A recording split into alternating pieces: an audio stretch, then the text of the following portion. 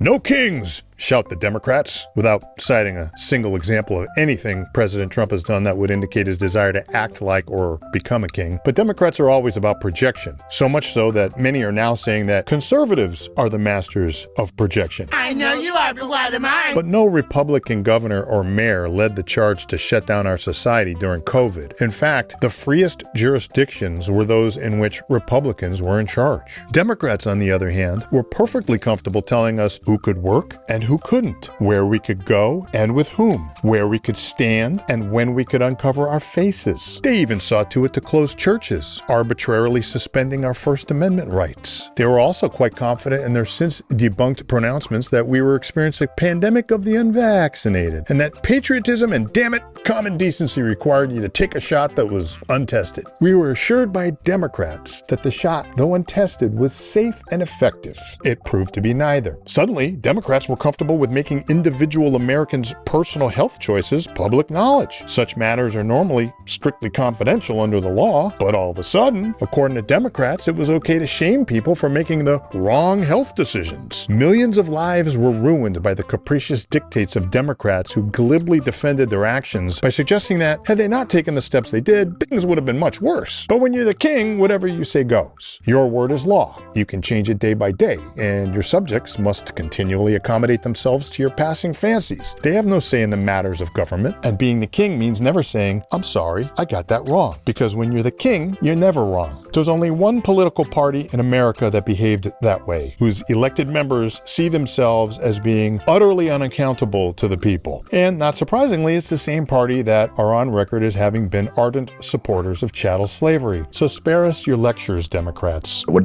President Trump is doing is a moral outrage. The Democrats have to get their act together. They're all losers.